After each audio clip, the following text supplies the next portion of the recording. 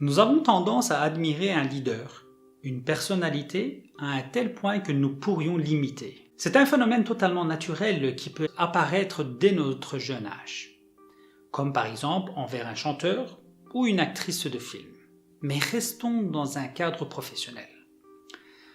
Les experts disent que ce phénomène est normal, mais qu'il faut faire attention, surtout dans le choix de la personne qui nous inspire. Même s'il est très difficile d'appliquer un raisonnement purement rationnel dans ce choix dû au fait que, dans ce genre de situation, les émotions et les sentiments sont généralement présents et prennent le dessus dans nos réflexions, dans nos décisions. Mais quels sont les effets ? Il n'y a pas de limite. Cela peut être une volonté de ressembler physiquement, par exemple les tenues vestimentaires, que mentalement, même façon de voir les choses, avoir les mêmes idées. Ou alors voire même d'adopter les faits et gestes, les comportements, etc. Cela peut se produire inconsciemment, c'est-à-dire sans qu'on s'en rende compte, ou alors consciemment. Pour bien comprendre cela, il faut s'attarder sur les fondements psychologiques de l'admiration. Essayons de répondre à cette question.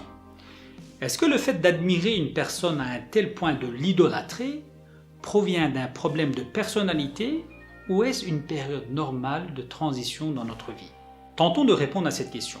Pour commencer, il faut savoir qu'admirer, imiter, être inspiré d'un leader permet de développer notre caractère, de modeler nos comportements et d'améliorer notre personnalité, notre morale, notre éthique.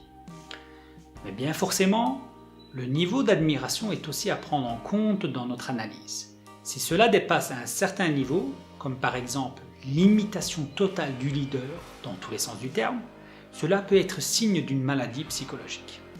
Ce risque est d'autant plus élevé chez les personnes qui ont une capacité d'imagination très développée ou une capacité d'analyse de la réalité très faible, voire même une capacité de jugement restreinte ou alors une capacité à prendre des décisions limitées.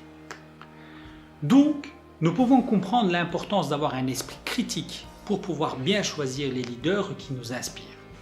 Si ceci n'est pas fait correctement, cela peut être la source de bon nombre de problèmes que nous avons dans notre vie.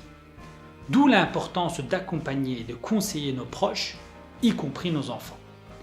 De leur montrer des leaders modèles à prendre comme référence, en leur expliquant leurs points positifs et négatifs et en prenant en compte aussi les besoins et leurs volontés.